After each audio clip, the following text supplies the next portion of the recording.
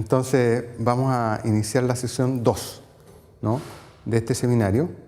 La idea de hoy día es como ver algunas teorías y algunos esquemas que tienen que ver con cómo yo estudio el fenómeno científico y tecnológico, sobre todo en su nacimiento, en su desarrollo y en su dinámica.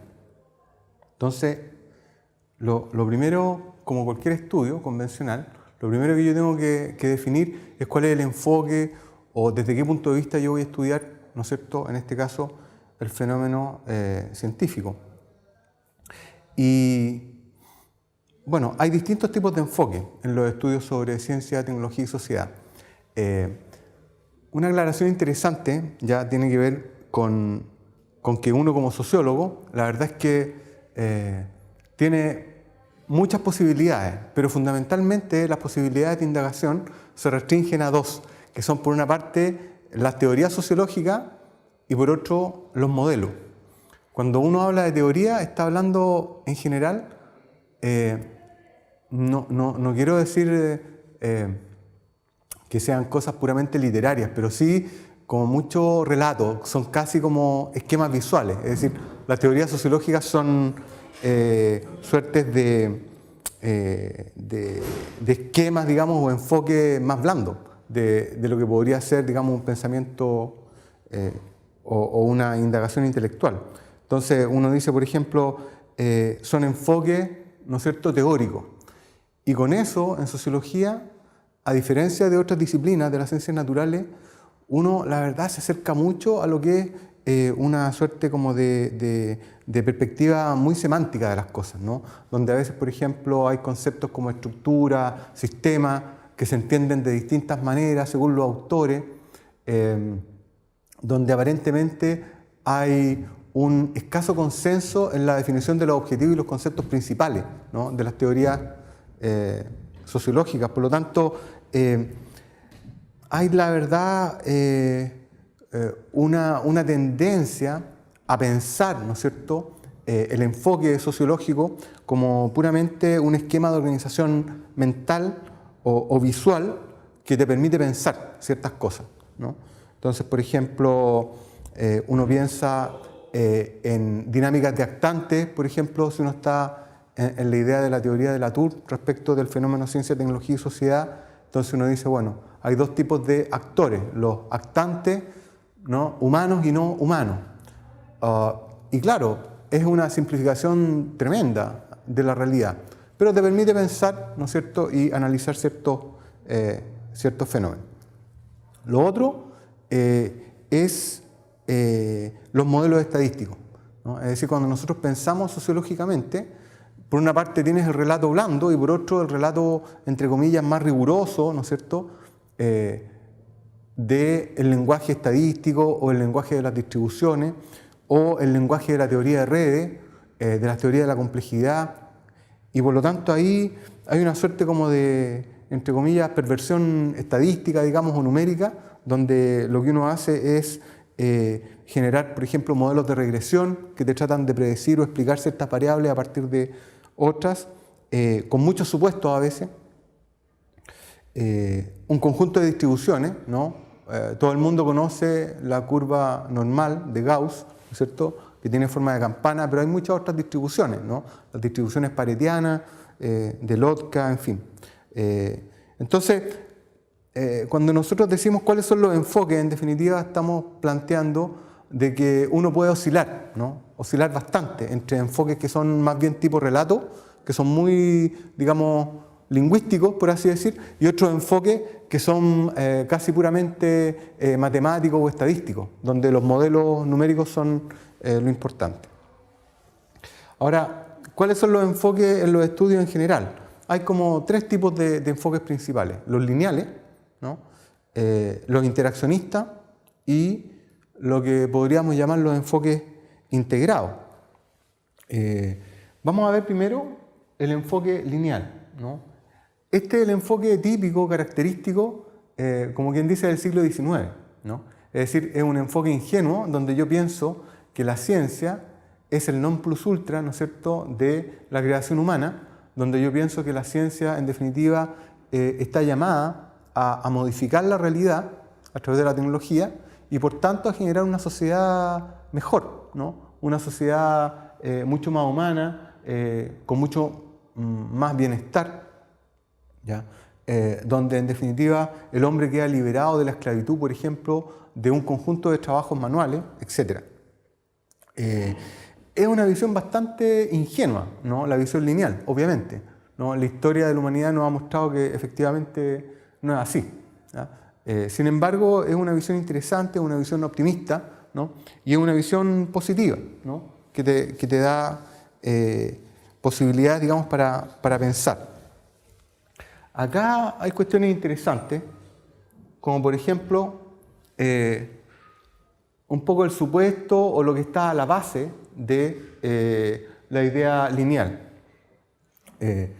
Esta idea básicamente es la siguiente, de que si bien es cierto, todo conocimiento está asociado a una cultura, ¿no es cierto?, o a ciertas condiciones sociales de producción, la verdad es que a lo menos, digamos, durante gran parte del siglo XIX y una parte importante del siglo XX, la idea de conocimiento estuvo asociado a que el único conocimiento era el científico, digamos, el único conocimiento válido era el conocimiento científico, ¿ya?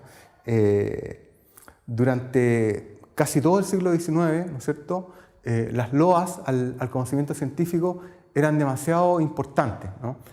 Y los éxitos del conocimiento científico, en particular de la mecánica, ¿no es cierto?, daban por hecho de que en definitiva la ciencia finalmente iba a liberar al hombre, digamos, de todas sus dificultades, de todos sus problemas, ¿no?, sociales.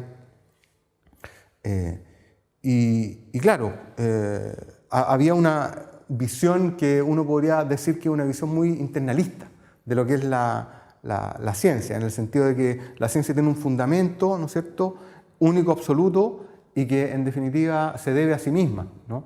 Pero durante el siglo XIX esa visión fue, sobre todo a finales del siglo XIX, fue aplacándose bastante, fue disminuyendo, y finalmente a comienzos del siglo XX fue claramente resquebrajándose en un conjunto de ideas.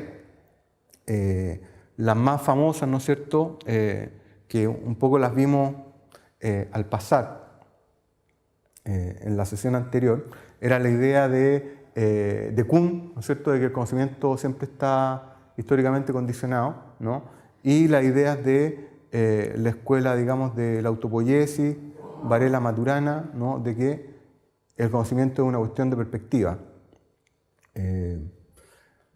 Ahí quizá valga la pena recordar a un biólogo médico y sociólogo polaco, ¿no?, que es Ludwig Fleck, quien alrededor de 1930 formuló ya la idea de estilos de pensamiento o colectivos de pensamiento, ¿no? Y la idea de Fleck es muy simple, pero fue muy revolucionaria en 1930, y que consistía en lo siguiente: el conocimiento no es la pura sumatoria, ¿no es cierto?, de componentes o conocimientos, entre comillas, aislados, que se van de manera casi automática, digamos, uniendo unos con otros, sino que más bien el conocimiento se reconfigura de manera espectacular, ¿no es cierto?, novedosa, es decir, se dan vuelta todas las piezas antiguas, ¿ya?, y se derriba, por lo tanto, el esquema o la visión anterior y surge una nueva. Bueno, esa idea, ¿no?, es prácticamente la misma idea que después Kuhn toma en la estructura y lo llama paradigma, ¿ya? Hay una gran discusión en Historia de la Ciencia a propósito de si efectivamente Kuhn le copió, le plagió de manera flagrante a Fleck o no, ¿ya? Uno podría pensar que sí o que no. El libro de Kuhn es del 62. Y también hay otra conexión que es interesante a propósito de la idea de Fleck, que tiene que ver con la concepción de los periodos epistémicos de Michel Foucault, ¿no?, que en el libro El orden de las cosas, ¿no?, Le mode de les choses, las palabras y las cosas se tradujo al español, del año 66, él habla de este concepto, ¿no? De periodos epistémicos, ¿no? Regímenes de verdad. Y claro, eso ya había sido formulado por Fleck en los años 30. De tal manera que esta visión internalista, ¿no es cierto?, se resquebraja a partir de más o menos los años 20, 30, hacia adelante, y finalmente, como quien dice, explota, digamos, nos llega todas las cosas, los desperdicios a la cara, ¿no es cierto?, de esa gran explosión, digamos, conceptual en los años 60 y 70, ¿no? Y claramente ahí la ciencia incluso comienza a ser vista simplemente como una forma de conocimiento más, lo cual también trae complicaciones y dificultades. En los otros modelos, dejando de lado el modelo lineal, que es el modelo optimista, el otro modelo es más complejo y tiene que ver con la interacción que nosotros podemos decir que se establece entre tecnología, ciencia y sociedad, en cualquiera de sus formas, ¿no? Aquí en la lámina tenemos, ¿no es cierto?, distintas direcciones. Uno puede hacer estudios ciencia-tecnología, puede hacer estudios tecnología-sociedad, puede ver la interacción entre sociedad y tecnología, etc. Ahí quizás 2 o 3 autores son interesantes, entre otros Weber, ¿no? Que a propósito de su reflexión de la reforma protestante, ¿no?, en Europa, nos dice que efectivamente hay un conjunto de actitudes morales y religiosas que fomentan el nacimiento del capitalismo por una parte, y que después es idea retomada por Merton, ¿no?, cuando establece que el puritanismo y el pietismo, ¿no es cierto?, se vinculan con una actividad científica o intelectual, en particular en la Inglaterra del siglo XVIII. Es decir, en la Inglaterra del siglo XVIII, y en particular en lo que se denomina la Ilustración escocesa, ¿no? Simplemente para dar un dato curioso, en el siglo XVIII en Escocia habían 4 universidades importantes, Edimburgo y 3 más que en este momento no recuerdo. Y en Inglaterra habían 2, Oxford y Cambridge, y no había más. Es decir, la ilustración, el movimiento intelectual, ¿no?, fue fundamentalmente escocés. En Escocia, ¿no es cierto?, nace la economía política, con Ricardo y Smith, ¿no? En Escocia nace el utilitarismo, ¿no?, Bentham. En Escocia, bueno, hay muchos científicos importantes, ¿no?, que pertenecen, digamos, a la ilustración escocesa. Por lo tanto, ahí hay cuestiones interesantes que tienen que ver con el cómo la sociedad y las condiciones sociales, ¿no?, de una época determinada fomentan o no ciertos valores que tienen que ver finalmente con una determinada forma de indagar, una determinada forma de justificar y de desarrollar en el fondo el conocimiento. Castells, por otro lado, también nos entrega algunas pistas interesantes, ¿no?, en particular en el caso de la respuesta a la pregunta de por qué la ciencia y la tecnología se desarrolló en Occidente y no, por ejemplo, en China, ¿ya? En China, en la Edad Media, ya habían 4 o 5 descubrimientos que eran suficientes como para para generar, digamos, un desarrollo intelectual y científico muy espectacular. Se había descubierto la brújula, ¿no?, ya habían sistemas de astronomía, habían descubierto la pólvora, ¿no?, habían también creado la imprenta y tenían formas muy sofisticadas de elaboración del papel, ¿ya? Eso en un momento de la humanidad, ¿no?, en que Occidente estaba, entre comillas, casi en la época de las cavernas. Sobre todo entre el siglo VII y el siglo X, ¿no?, que corresponde a la dinastía Tang, según Castells, ¿no? Hay un conjunto de fuerzas, digamos, positivas que van generando ciertas innovaciones y se genera un florecimiento, digamos, en la cultura china muy importante, que después es frenado. Es frenado precisamente porque se genera un desorden social cuando se disuelve la dinastía Tang. Hay muchos años, décadas completas, de bastante confusión política, militar, y finalmente con la llegada, digamos, de la época de Gengis Khan y la dominación, digamos, de Manchuria sobre gran parte del territorio chino, entonces se genera todo lo que es la burocracia mandarina. Y la burocracia mandarina, como de alguna manera también lo ilustra Weber, ¿no?, es la que impide o de alguna manera no permite el desarrollo libre de las fuerzas económicas, por ejemplo, en China.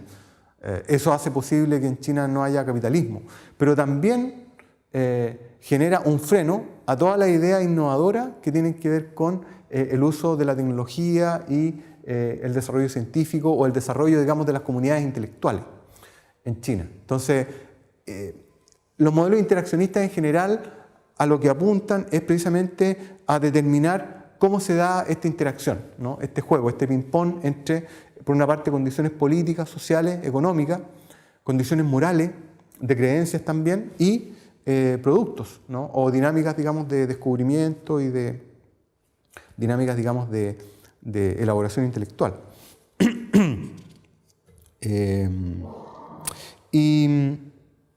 Bueno, no es mucho más lo que se puede decir de esto. Finalmente, los modelos integrados, que naturalmente son los mejores solo por el hecho de que cuando yo pienso en los modelos interaccionistas me doy cuenta que tienen un error a la base, que es el de poner en un mismo nivel cuestiones que están en niveles muy distintos. Por ejemplo, la sociedad está en un nivel que es igual o equivalente al de la ciencia y la tecnología. En definitiva, eso es un error profundo, porque naturalmente la tecnología y la ciencia siempre nacen y se desarrollan al interior de la sociedad. Por lo tanto, en los modelos integrados, más bien lo que se piensa esquemáticamente, ¿no?, estamos en esta primera etapa, digamos, del enfoque, ¿no?, de esta idea más de relato, más como quien dice, semiótica, ¿no?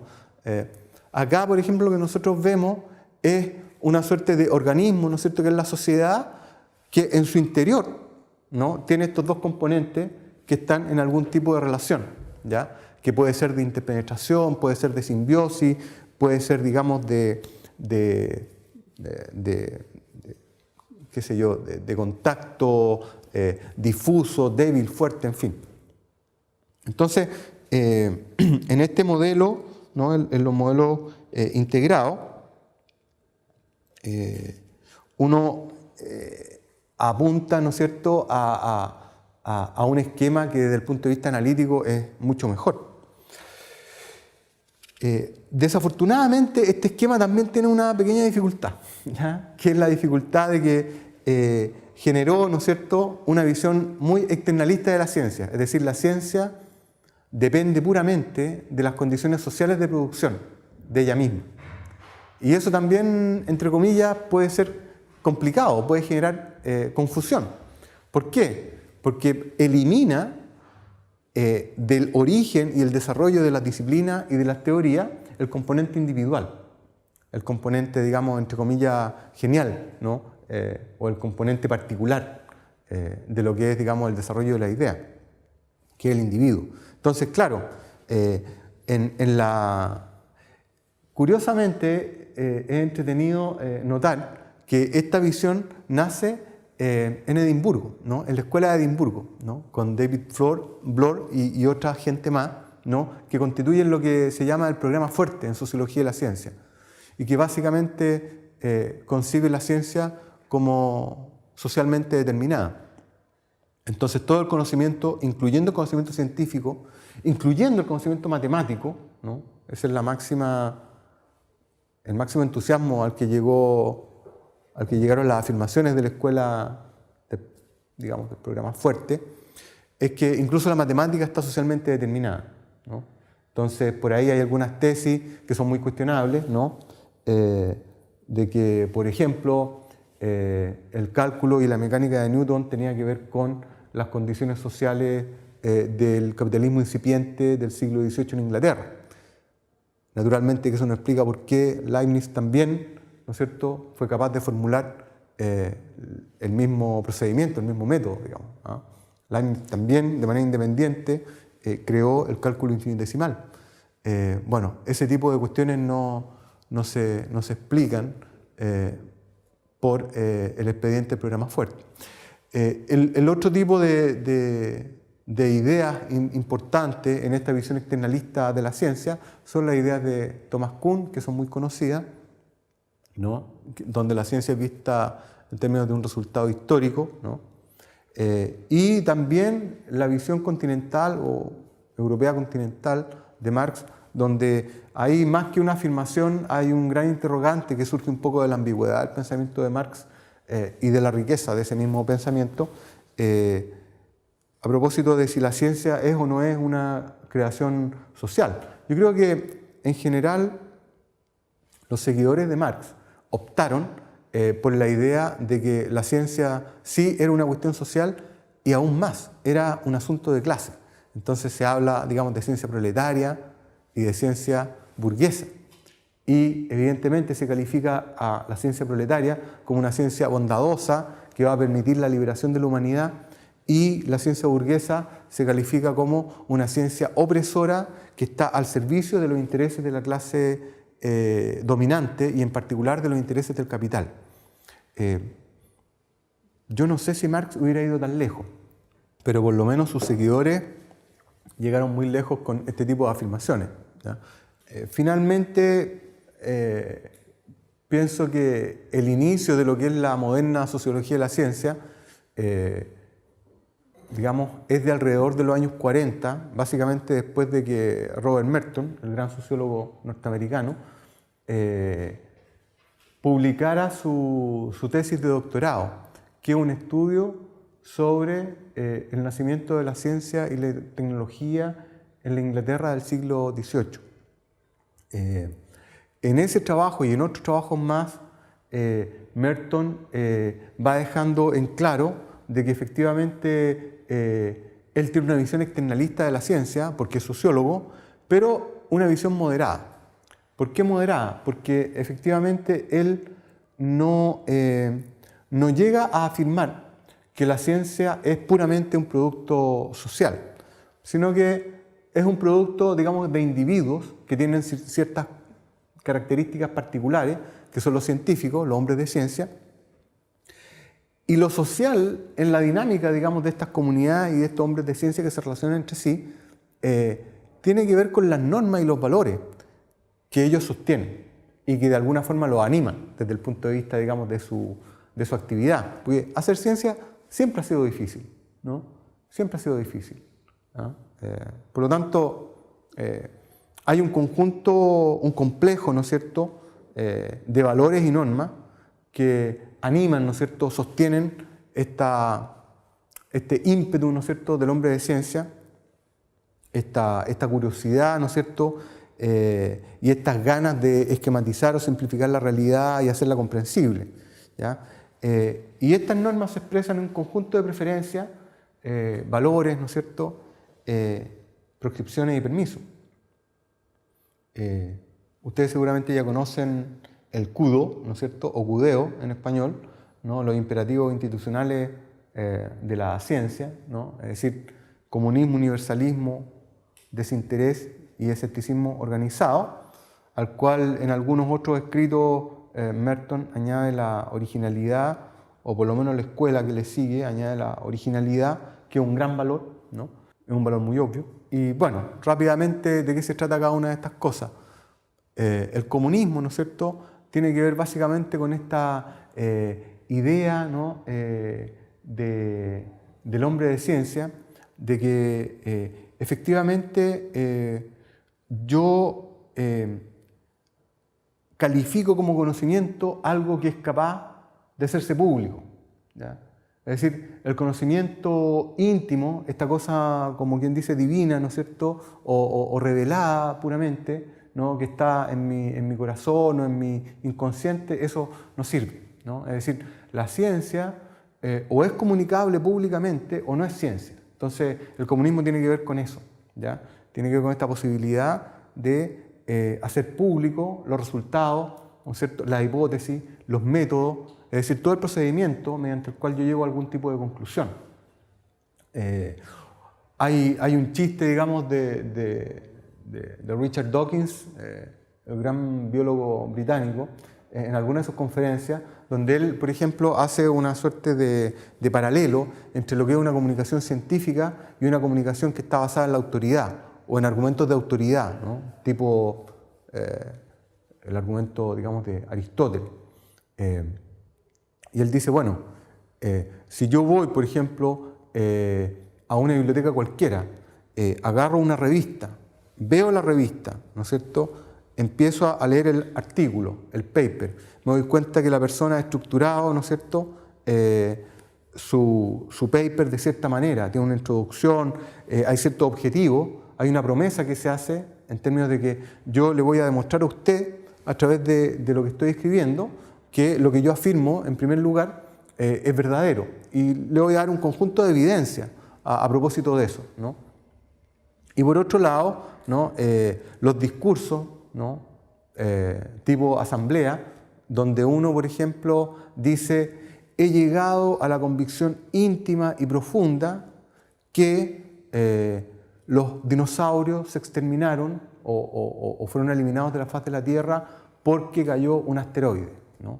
Me ha sido revelado en un sueño, ¿no es cierto?, maravilloso, ¿no?, en el cual, ¿no es cierto?, los ángeles se me aparecieron la otra noche, que los dinosaurios fueron exterminados por, qué sé yo, una catástrofe debido a un meteorito, etc. Entonces, son dos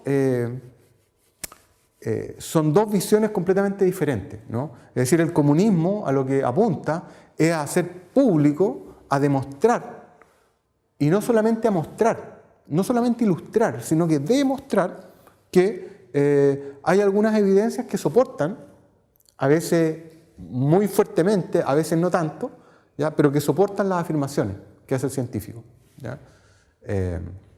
Hay ciertas leyes detrás de eso, etc. Lo otro es el universalismo, ¿no? Es decir, la ciencia, a diferencia de la tecnología, no es heurística, no tiene que ver con procedimientos particulares, sino que tiene que ver con una cierta visión general de las cosas. Es decir, no me interesa este vaso de agua, sino que me interesa, ¿no es cierto?, el agua en general, ¿ya?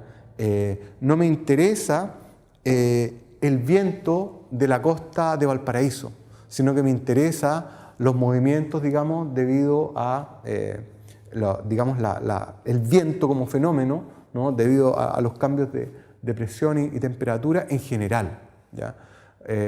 No me interesa por qué, ¿no es cierto?, la silla en la cual ustedes están sentados, si ustedes se paran se van a dar cuenta que está caliente, ¿no? Sino que me interesa, ¿no es cierto?, cómo las partículas, ¿no es cierto?, se agitan y generan energía, etc. O sea, me interesa la modalidad de ser de las cosas, el cómo las cosas son en general, de tal manera de tener un conocimiento universal, ¿ya? Ahora, claro, es difícil en algunas disciplinas, ¿no?, tener conocimientos generales. Por ejemplo, si uno pensara en términos muy abstractos, uno diría, todo el conocimiento biológico que tenemos en realidad no es el de las ciencias de la vida, sino que es un conocimiento que tiene que ver con nuestra biosfera. Es decir, tiene que ver precisamente con este único planeta que nosotros, ¿no es cierto?, conocemos, y eso es todo.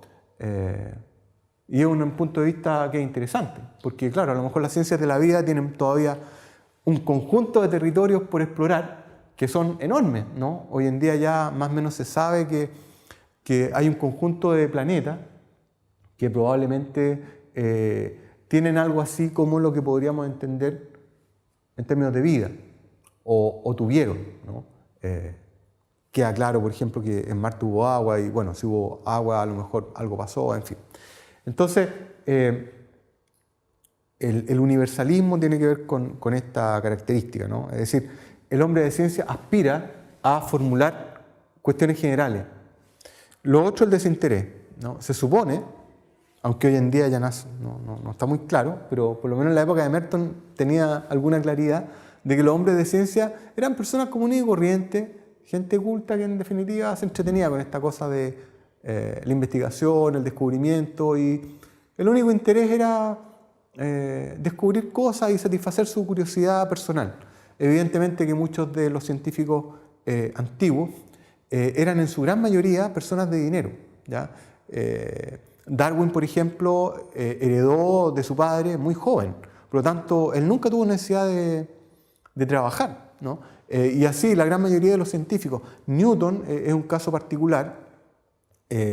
Bueno, él era muy brillante y por lo tanto muy joven fue incorporado como profesor, y en la época, digamos, en que pasaban estas cosas, el siglo XVIII en Inglaterra, en Cambridge, la verdad es que los estudiantes le pagaban a los profesores, ¿no? Entonces, ganaba dinero, ¿no? Pero en general uno podría decir que el científico, hasta yo diría bien entrado el siglo XIX, en general eran personas de dinero y que por lo tanto no necesitaban tener una actividad profesional para ganarse la vida, ¿ya? Muchos de ellos ganaron mucho dinero, ¿no? Pero era porque tenían un particular talento, o bien porque, como los científicos que llegaron de Europa en el siglo XIX a Chile, eran contratados por los gobiernos, ¿no? Philippe, Sassier, qué sé yo, Gorbea, todos estos grandes científicos europeos, que llegaron y que después fueron los decanos de las facultades de la Universidad de Chile en 1840, 1850, etc. Que, claro, seguramente como eran profesores pagadas por el Estado, ¿no? Eran personas que tuvieron dinero, pero en general la gente que se dedicaba a la ciencia eran personas que tenían tiempo, ¿no? Es decir, podían ejercer el ocio y podían cultivarse a sí mismos porque tenían, digamos, patrimonio o eran... Por lo tanto, desde el inicio hay una suerte de desinterés en términos de lo que es el mundo material o el mundo religioso o el mundo político, ¿ya? Se supone que el científico era un hombre motivado por una curiosidad personal, ¿no? Y que con eso bastaba. Sin embargo, con el desarrollo de la ciencia y con la simbiosis que se produce entre ciertas disciplinas y la institución universitaria, ¿no? Donde algunas disciplinas empezaron a cultivarse única y exclusivamente en la institución universitaria, y posteriormente en el siglo XIX y XX muchas disciplinas empezaron a cultivarse solamente en los laboratorios o en las universidades que tenían posibilidades de tener laboratorio. Se fue generando otro valor, que es el del escepticismo organizado. ¿Y cuál es este valor o esta norma, ¿no? Bueno, es el imperativo institucional que nosotros conocemos corrientemente en las universidades. Por ejemplo, uno dice, bueno, tal cosa. Entonces el alumno pregunta, bueno, ¿y de dónde sacó usted eso? ¿Ah? ¿Dónde están los libros? O no sé, vayamos al laboratorio para ver si realmente esta reacción es así o no, etcétera, ¿no? Es decir, hay una organización escéptica, ¿no? de la actividad. Es decir, yo no creo por conveniencia, ¿no? En algo que se me dice de buena a primera. En el mundo religioso, por ejemplo, uno tiene fe y por lo tanto cree de inmediato. En el mundo político uno tiene una expectativa, ¿no? Por ejemplo, de ser parte del gobierno, de la persona o de liquidarlo, ¿no? Si yo soy la oposición, ¿no? Y entonces yo te creo o no te creo en función de esa expectativa. En el mundo económico yo creo o no creo en función de si hago un cálculo racional y hay un beneficio o una ganancia esperada, que tampoco está muy clara, ¿no? Porque puede cambiar. A lo mejor te pueden estafar, por ejemplo. ¿Ya? En el mundo de la ciencia, el escepticismo se organiza en términos cognitivos. Es decir, se dice, ya, usted dijo tal cosa, bueno, y demuéstrelo. Entonces, los alumnos le piden al profesor que demuestre, ¿no es cierto? El profesor le pide al alumno que demuestre, van al laboratorio, ¿no es cierto? Se hacen los experimentos, en fin, se calculan cosas y finalmente hay toda una organización del conocimiento, incluso en términos de los estatus. Por ejemplo, una cosa es aprobar las materias, ¿ya? Es decir, no porque la persona fue a la clase, uno va a pensar que aprendió. Tiene que demostrarlo mediante una prueba, un test escrito. En el siglo XIX y XVIII era mucho más entretenido porque no habían exámenes, no habían pruebas, ¿no? Uno conversaba, ¿no es cierto? Y en algún minuto el profesor llegaba a la idea si esta persona realmente sabe. Entonces le decía, usted está aprobado. ¿Ya? Eso era todo. Cuando la universidad se hace masiva, se requieren, digamos, todas estas tonteras de test, digamos, pruebas, exámenes, evaluaciones, etc. Que, bueno, a veces son muy engañosos también. Cuando tú, por ejemplo, vas a formular una tesis, ¿no? Cuando estás estudiando un magíster o un doctorado, entonces también hay una comisión y uno presenta la tesis, ¿no? Y la comisión te mira con cara de ¿será verdad o no? Todo eso es escepticismo organizado, ¿no? Entonces uno tiene que exponer, dar la evidencia correspondiente, etc. Y la originalidad, que, bueno, es lo más obvio. Ahora, todo eso que hemos conversado tiene que ver con esta idea o con este enfoque, entre comillas, más, si tú quieres, light o más blando, digamos, de lo que es digamos, la ciencia. Perdón, las teorías o los enfoques, cómo yo estudio la ciencia. Pero hay otras formas de estudiar la actividad científica. Y estas formas tienen que ver más con lo que son los productos de la ciencia. Es decir, la ciencia básicamente son afirmaciones, es decir, algo que yo digo, ¿no? La ley de Boyle, por ejemplo, ¿no?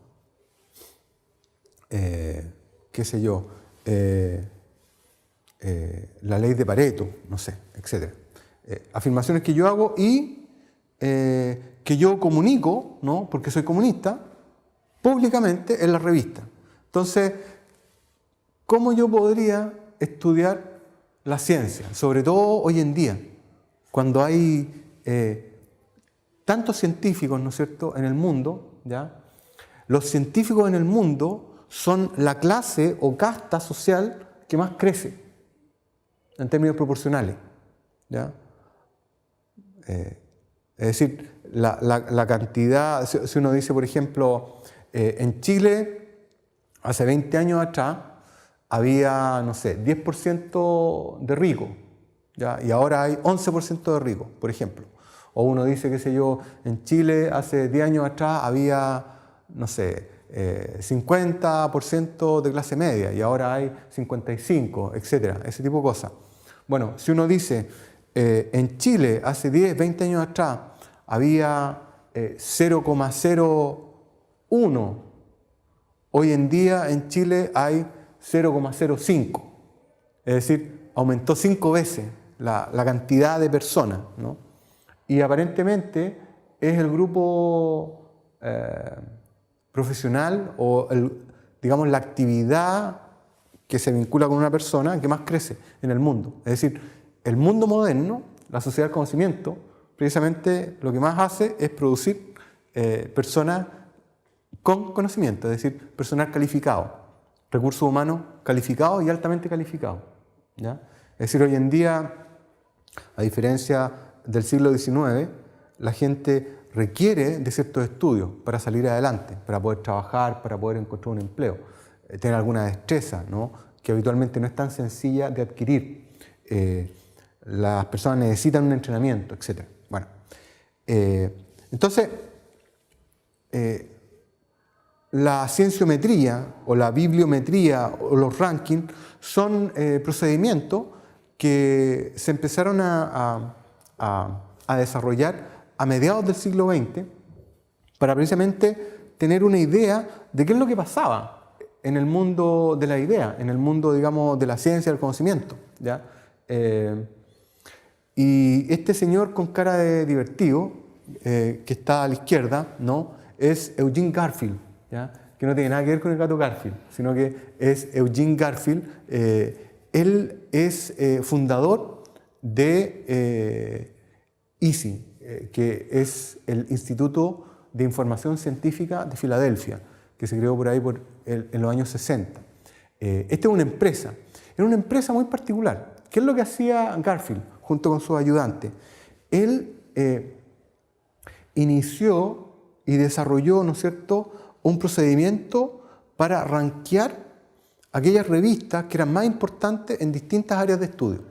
Entonces él, por ejemplo, tomó, ¿no es cierto?, del conjunto de revistas que habían de física y de otras materias importantes en las universidades, ¿no es cierto?, o en los centros académicos de la Norteamérica de los años 60, él tomó todas estas revistas y dijo, bueno, las voy a ordenar, ¿ya? Entonces voy a ver si, por ejemplo, en esta revista el editor es una persona importante, si es una persona que tiene muchos libros, si en el comité editor hay algún premio Nobel, entonces es una revista importante, entonces la voy a incluir y le voy a asignar una suerte de puntaje. Y por lo tanto, todas las personas que publican trabajos ahí en esa revista, seguramente son trabajos que son buenos.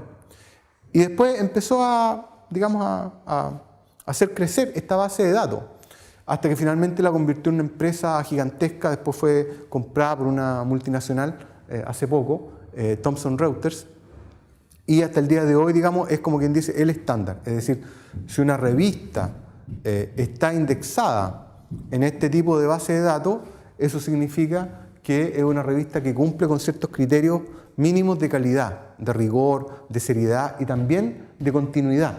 Porque a veces, sobre todo, digamos, en las sociedades, digamos, más precarias, uno ve que en las universidades muchas veces las revistas tienen 1, 2, 3 números y después ya no hay más.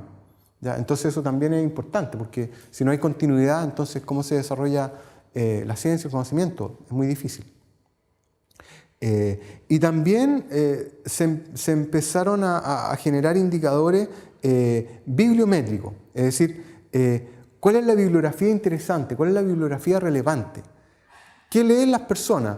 Cuando tú estudias, por ejemplo, química orgánica, bueno, ¿cuáles son los textos de consulta? ¿Qué es lo que uno lee? ¿Qué es lo que uno estudia? Y acá este señor, ¿no es cierto?, que está al otro lado, ¿no?, que es Derek de Sola Price, ¿no?, que él descubrió un conjunto de propiedades de la información científica, ¿no? Entonces, los enfoques cienciométricos, ¿qué es lo que nos indican? En primer lugar, que la productividad científica tiene una cierta forma de ser, ¿no? Y esa forma de ser es más bien exponencial. Es decir, la ciencia no crece linealmente, como creían los intelectuales en el siglo XIX, que era algo así, ¿no? Sino que la ciencia crece así, ¿no?, muy rápido, exponencialmente. Sin embargo, depende mucho del área del conocimiento. De Sola Price propuso algunas fases en función de los estudios que hizo, ¿no? Habló, por ejemplo, de una fase que tenía que ver con los precursores, es decir, una o dos personas que de repente empezaban a trabajar en una cierta área, ¿no? Por ejemplo, el grupo Fago en biología molecular, ¿no?, de comienzo de los años 30, o la gente, ¿no es cierto?, de la conferencia de Solvay en Bélgica, que empezó, ¿no es cierto?, a debatir lo que era la mecánica cuántica y hasta que finalmente la constituyeron como un campo consagrado. Entonces, hay una fase que es como de inicio, después una fase de crecimiento exponencial donde todos dicen, parece que realmente la biología molecular es una disciplina seria y todos se entusiasman con eso. O realmente la mecánica cuántica es la física. Entonces todos se entusiasman y empiezan a publicar en esa materia. Y ahí se genera un crecimiento exponencial, ¿no? Después decae, ¿no?, y finalmente hay una suerte de colapso, pero que es un colapso creativo, porque se fragmenta el conocimiento y empiezan a surgir las subdisciplinas, ¿no es cierto?, o las disciplinas mixtas o híbridas, ¿ya? Ahora, entre otras cosas interesantes que descubrió Price, quizás la más interesante de todas es el carácter contemporáneo de la ciencia. Él hizo un cálculo muy interesante, muy atractivo, que es el siguiente. Él dijo, el número de científicos que hay hoy día, digamos, Price empezó con los primeros estudios por ahí por los años 70, finales de los 60, 70. Los papers más conocidos son los del 65, 76 y otros más. Él dijo, el número de científicos hoy en día es prácticamente el mismo que el número de científicos que ha habido a lo largo de toda la historia de la humanidad. Porque claro, probablemente en Alejandría, ¿no es cierto?, ¿quién cultivaba la astronomía? 3 o 4 personas, ¿no? En la Edad Media, ¿no es cierto?, en Milán, ¿no es cierto?, qué sé yo, Galileo y un par de personas más, etc. En cambio, hoy en día son miles, ¿no es cierto?, son millones de personas los que hacen ciencia. Y claro, la proporción probablemente son prácticamente las mismas, ¿no? La diferencia es muy pequeña. Entonces, eso nos dice algo interesante, que es que la ciencia es un fenómeno muy nuevo en la historia de la humanidad. Es decir, la actividad científica como tal, como nosotros la entendemos, ¿no? Ya sea bajo los términos del Cudeo de Merton o bajo los términos de la ciencia, ¿no es cierto?, postnormal o postacadémica, modo 1, 2, 3, etc., es un fenómeno muy, muy contemporáneo, ¿ya? Ahora, todos estos estudios generaron un conjunto de visualizaciones bibliométricas, ¿no? Básicamente, casi todos los esquemas, ¿no?, dan cuenta de un fenómeno que es el siguiente. Es decir, por ejemplo, en la última figura, ¿no?, del lado derecho, uno dice proporción de autores en revistas de salud pública. ¿Qué es lo que básicamente nos indica ese exponente? Que en realidad la cantidad de personas, ¿no es cierto?, que hacen un paper son muchas, ¿no? Pero los que hacen muchos papers, ¿no?, son muy pocas. Lo mismo las visualizaciones, digamos, de la izquierda. Es decir, lo que nos indica la ciencia, la cienciometría, es que en general el fenómeno científico es muy parecido al de la renta. ¿Ya? Por eso es que casi todos los estudios científicos sobre la ciencia, ¿no es cierto?, más bien dan cuenta de la desigualdad que hay en la repartición o en la distribución de los talentos y los esfuerzos. Es decir, al igual que en la renta, ¿no es cierto?, muy pocas personas ganan mucho, demasiado, y la gran mayoría, digamos, más bien poco, ¿no?, en ciencia también. Ahora, claro, en el caso de la ciencia también se dan otros fenómenos que son muy interesantes. Por ejemplo, Merton habló de la obliteración, ¿no es cierto?, por incorporación. ¿Qué significa eso? Significa que a veces los científicos famosos, ¿no es cierto?, tienen o les dan un crédito desmedido a sus contribuciones. Quizás un caso interesante sea el mismo Kuhn, ¿no? O el mismo Merton, porque a lo mejor hay mucha gente que ha trabajado, ¿no es cierto?, en el área de la historia o la sociología de la ciencia de manera tan notable como Kuhn y Merton, y sin embargo han sido poco citados.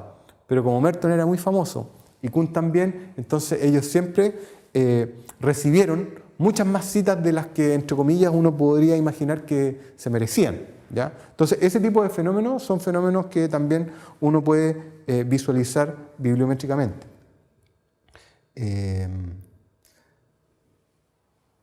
Es tanto el optimismo de esta perspectiva o de estos enfoques, los enfoques, digamos, modelísticos, ¿no?, o numéricos, es que se han formulado un conjunto de leyes, ¿ya? La primera, que es mucho más general, por supuesto, que es la ley de crecimiento exponencial, pero simplemente como identificación de la forma que adopta la productividad científica.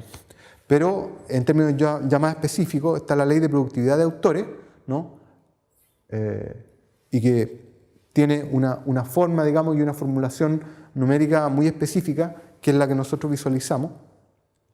La ley de envejecimiento u obsolescencia de la literatura científica, que también es otra ley muy importante que descubrió Derek de Sola Price, ¿no?, que te indicaba básicamente que cuando aparece un paper, ¿no?, que es novedoso, recibe muchas citas entre el momento que apareció y el año 7, y después decae notablemente. Y esa, digamos, tendencia a envejecimiento de la literatura incluso está institucionalmente normada. Porque muchas veces cuando los profesores le dicen a los alumnos, le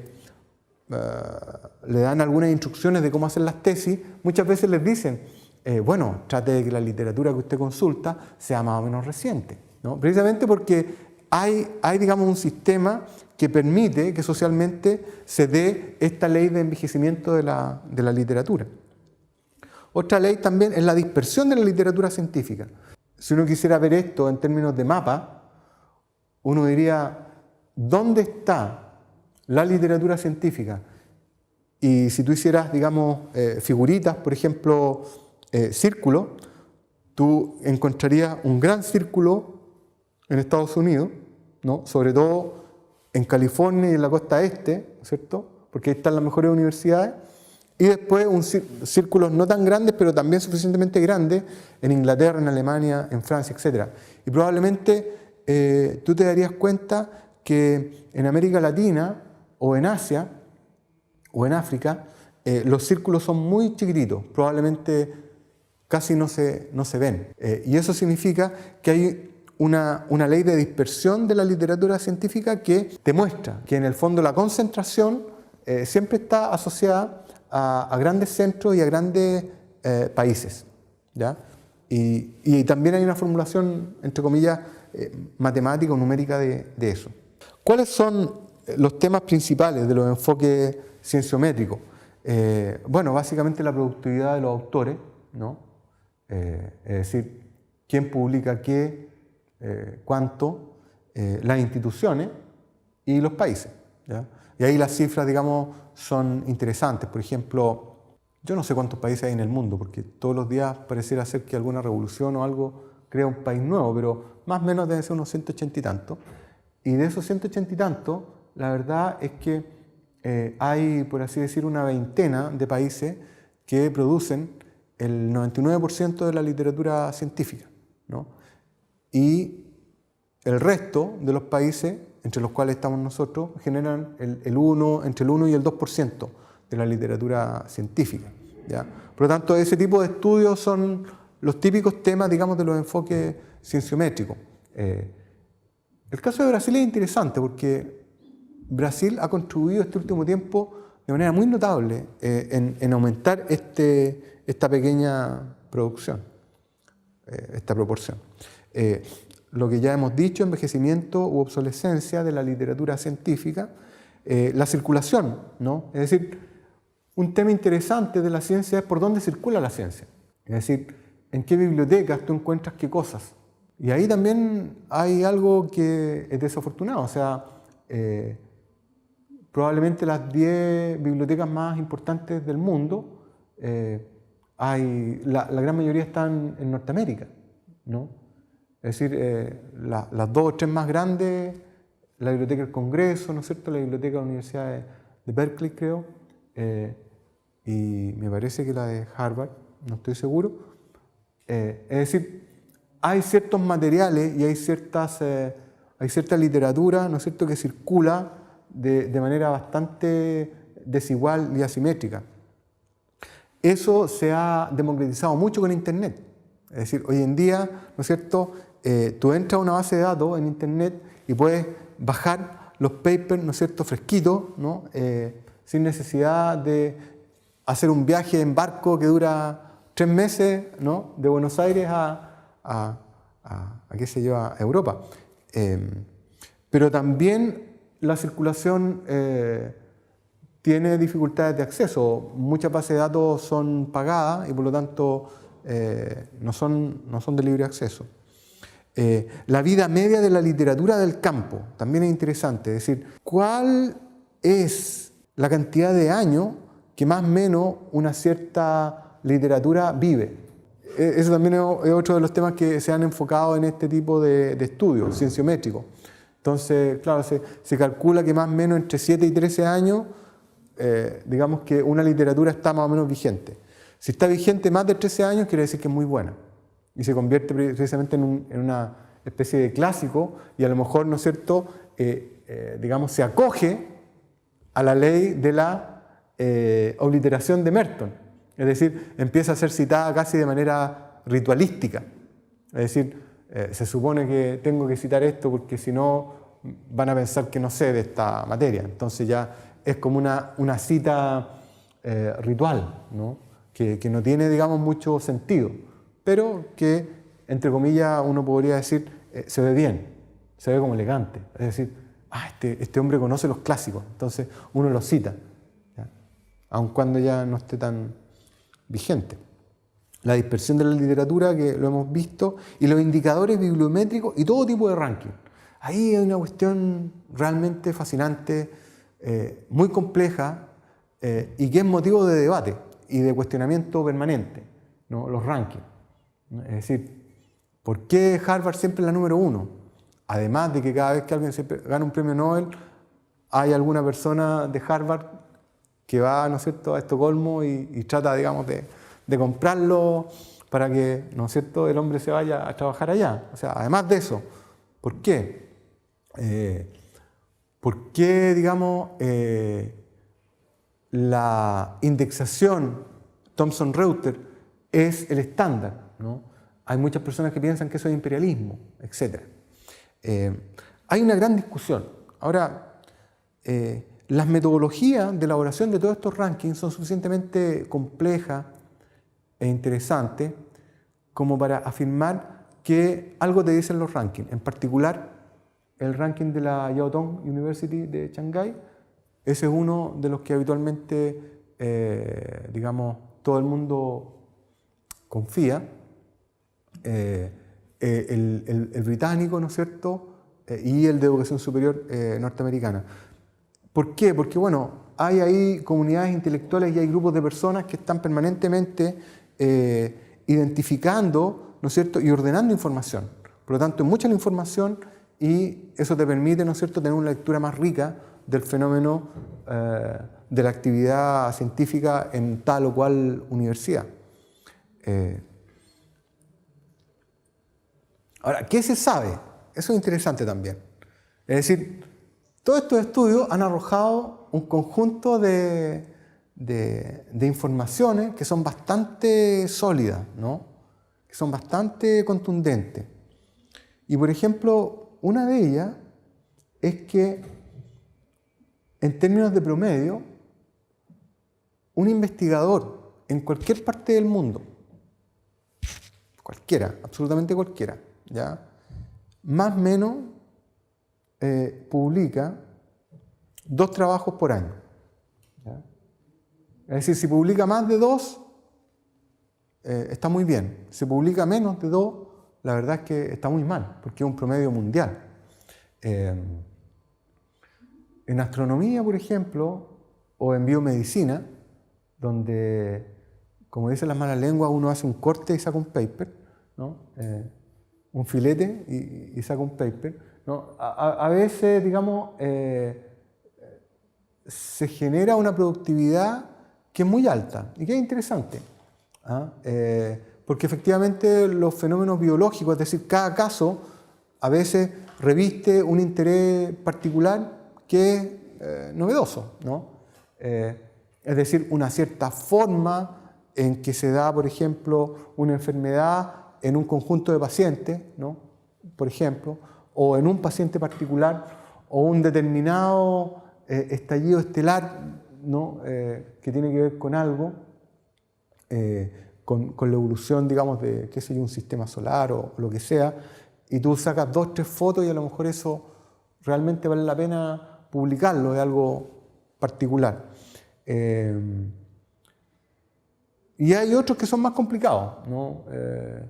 Por ejemplo, de esta fundación que se creó, digamos, a principios del siglo XX, que dijo, bueno, nosotros le vamos a dar un premio, ¿ya?, a las personas que desentrañen un conjunto de misterios y de problemas científicos de interés, ¿no?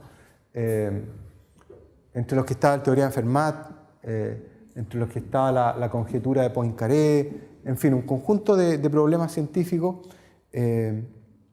Y claro, la verdad es que se demoraron más de 200 años en resolver, ¿no es cierto?, el teorema de Fermat, ¿no? Y fue recién resuelto en el año 95 por un matemático de Cambridge, Wiley. Y el idioma, que es muy importante, ¿no? Hoy en día, por ejemplo, en Thomson-Reuters, Thomson-Reuters fue contratado por los chinos para que le hicieran una base de datos más o menos equivalente a Lizzie Thompson, que fundó Garfield, ¿ya?, para los chinos. Entonces uno, por ejemplo, ahora se mete en la Web of Knowledge de Thomson Reuters, y tú puedes ver, por ejemplo, si un paper está citado, por ejemplo, en la base de datos china.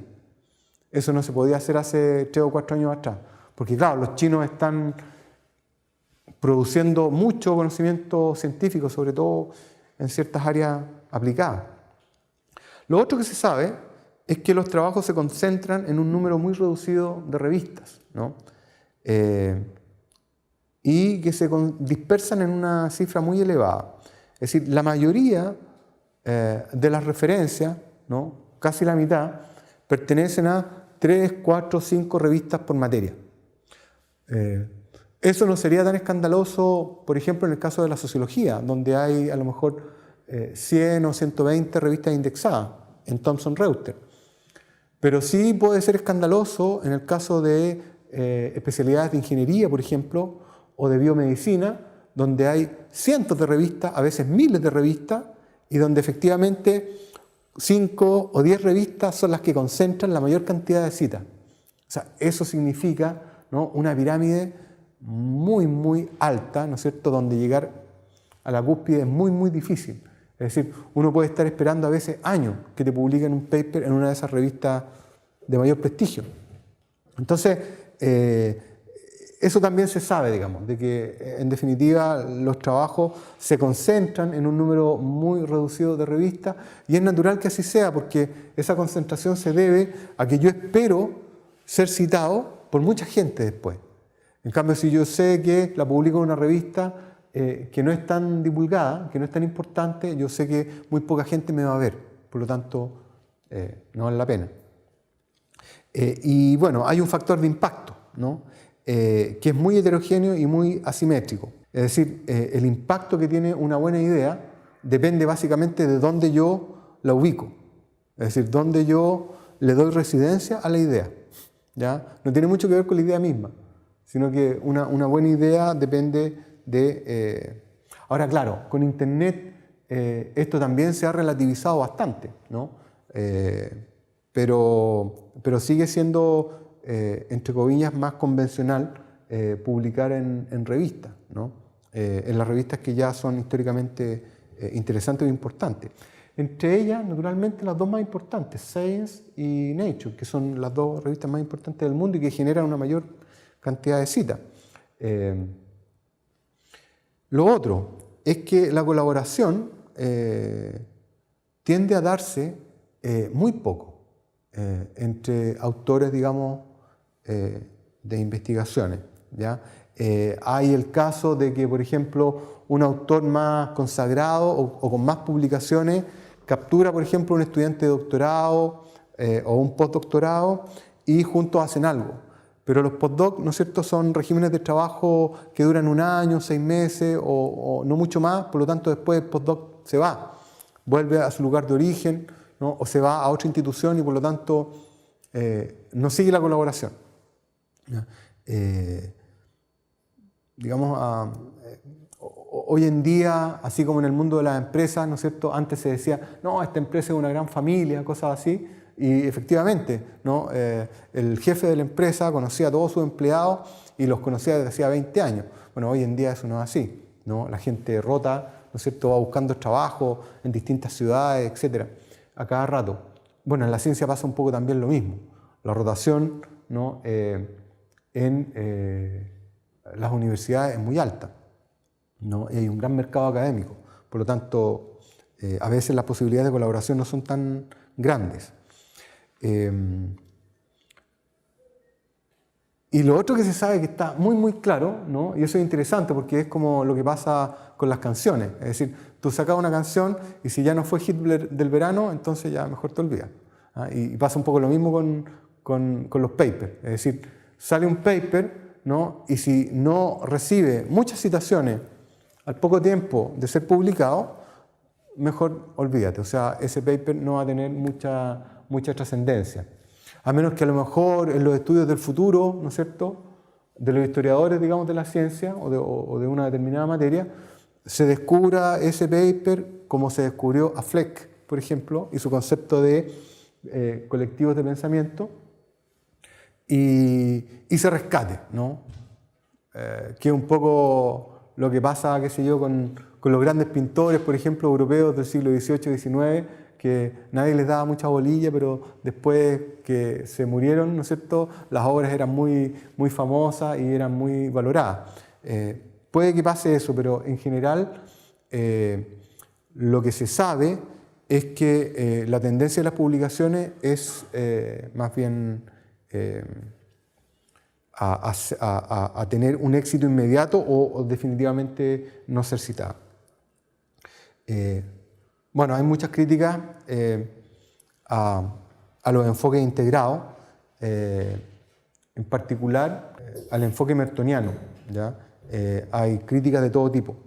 Claro, hoy en día el enfoque claramente es un enfoque mixto, es decir, toda la gente hoy en día se da cuenta que la ciencia no es solamente un fenómeno social, pero naturalmente se da cuenta que la creatividad y el talento puede ser fomentado mediante ciertas condiciones sociales y culturales y no otras. Ahí el trabajo de Pierre Bourdieu es muy importante en términos de que a lo menos, digamos, el enfoque de sociología de la ciencia de Bourdieu te plantea, ¿no?, esta idea de que la ciencia, si bien es cierto, es una forma de conocimiento más, es la mejor de todas las formas y por lo tanto hay algo así como un establecimiento, ¿no es cierto?, que siempre es temporal, pero de afirmaciones que son muy sólidas. Y por otro, ¿no es cierto?, de que hay condiciones que a ti te deben hacer pensar en términos relativos el valor, por ejemplo, de la contribución o la importancia de las contribuciones. Es decir, es natural desde un punto de vista sociológico que un paper editado por un, por ejemplo, académico de Yale tenga más impacto que un paper de un académico, por ejemplo, de la Universidad de Guadalajara. O sea, entonces, esa realidad tiene que ser de alguna forma filtrada, ¿no?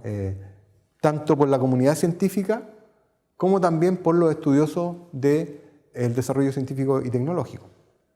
Es decir, en la ciencia también hay un campo de lucha entre, por ejemplo, instituciones, financiamientos, materias, ¿no? Es decir, hay ciertas disciplinas que están luchando por desarrollarse y que no tienen apoyo, mientras que hay otras que en realidad están haciendo un trabajo puramente rutinario, que ya no vale mucho la pena, pero que están siendo financiadas por costumbre, digamos, porque siempre han sido financiadas, por lo tanto, se les sigue financiando. Hoy en día, en cualquier caso, en cualquier, digamos, enfoque en que uno se ubique, hay algunas cuestiones transversales que son clarísimas. Uno es que la influencia de la economía en el mundo científico es muy, muy grande, es notable.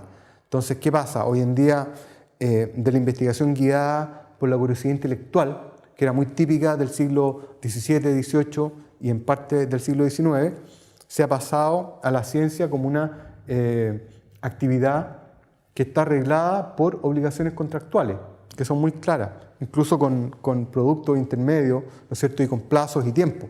Entonces, eso es muy complicado. Por ejemplo, miles de personas se han empobrecido o han visto sus carreras científicas terminadas porque les interesaba la fusión nuclear. Y como la fusión nuclear era algo que requería mucho dinero, y entonces ellos hicieron algunos intentos, pero sin los apoyos suficientes, y finalmente, digamos, sus carreras científicas, entre comillas, uno podría decir que fueron ligeramente desperdiciadas.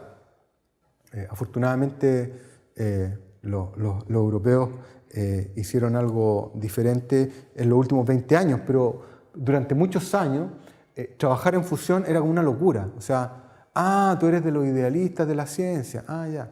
Porque uno sabía que no era un tema comercial o que uno sabía que no era un tema que a mí me iba a permitir, digamos, subirme a una corriente, como por ejemplo la biotecnología. Cuando surge la biotecnología, todos los tipos se dan cuenta que eso es como una suerte de tsunami, digamos, en términos comerciales, y por lo tanto todos los biólogos moleculares, los bioquímicos, un montón de gente, los farmacéuticos, en fin, la gente del área de biomedicina, se montan en esa ola y surfean, digamos, hasta el día de hoy, cuando hablar, digamos, de genética y cosas de ese tipo ya no tiene que ver con la discusión universitaria, sino que es la discusión que está haciendo el propietario, digamos, de una empresa de vino o de una plantación de una fruta cualquiera aquí a 50 o a 100 kilómetros de distancia. O sea, están hablando de eso.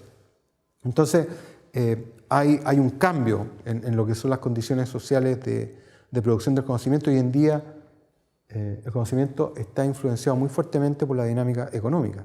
Y eso significa también que hay una encrucijada en la cual el científico está hoy en día, o ser famoso o ser rico.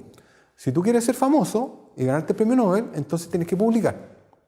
Y si tú quieres ser rico, entonces tienes que patentar y por lo tanto hacer de tu conocimiento algo secreto, ya no comunista, sino que algo secreto que tiene una exclusividad para su explotación comercial. Y hay una gran encrucijada. Y mientras más, entre comillas, posibilidades tiene la disciplina en términos tecnológicos, peor. O sea, toda la gente que estudia, por ejemplo, ciencia de los materiales, la gente que estudia, por ejemplo, informática y electrónica, las personas que estudian biología celular o molecular, los filogenetistas, todas esas personas están realmente cercados, ¿no?, por la tentación, ¿no? El lado oscuro de la fuerza, ahí los trata de agarrar, porque claramente hay un conjunto de negocios que se pueden hacer con el conocimiento que ellos están desarrollando.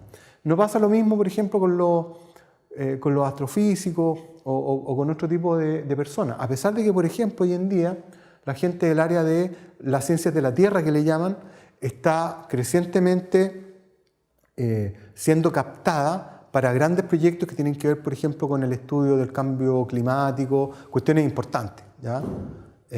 Pero eso quizá, claro, hay dinero de por medio y a veces mucho, pero por lo menos tiene un objetivo más honorable, digamos, que tiene que ver con salvar el planeta, ¿no? Pero en un montón de áreas los objetivos son puramente comerciales.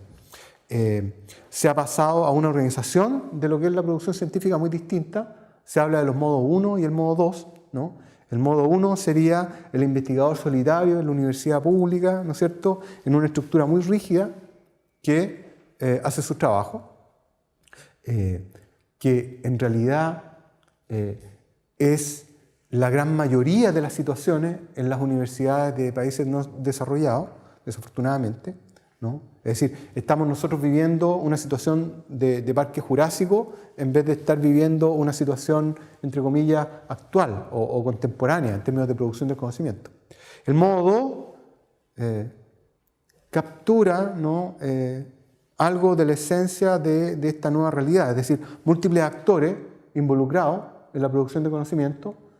Por ejemplo, los epidemiólogos hoy en día tienen que hacer un lobby y tienen que tener una relación con las comunidades bajo estudio, porque es mucho más fácil hacer las investigaciones y es más también preciso y correcto. La elección del tema, ¿no?, tiene mucho más que ver hoy en día con las necesidades sociales y no tanto con los intereses particulares de alguien. Más bien es aplicada, ¿no? Se fomenta la transdisciplina y la multidisciplina, y las estructuras universitarias son muy planas. Ahora, en América Latina la verdad es que eso no es tan así, es para nada así, ¿no? Nosotros seguimos teniendo una organización muy borbónica y casi feudal del conocimiento. Todavía somos modo 1. Pero hay algunas instancias y algunas situaciones, algunos lugares donde se hace ciencia en América Latina donde están claramente instalados en el modo 2. También se habla de la ciencia postacadémica, ¿no?, de la ciencia postnormal. Es decir, hoy en día, a diferencia de estas creencias que tenían los investigadores en el siglo XIX, el universalismo ya no es un valor consensuado. Hay muchas personas que apuestan a lo que es el conocimiento local, es decir, hay una realidad muy ambigua, ¿no? La incertidumbre es tal que mejor validamos los resultados para un espectro de fenómenos o para un área de intereses o de tópicos. Y no nos planteamos en términos, como quien dice, de esto es decir, esta es la verdad respecto de tal asunto. Hay un eslogan, digamos, place, ¿no? que es interesante porque nos habla un poco de la situación que tenemos hoy en día. O sea, primero, la ciencia es propietaria, es decir, alguien posee tu conocimiento, ¿ya? Incluso eso se da en términos de exclusividad, de contratos, por ejemplo, de profesores, investigadores en las universidades importantes.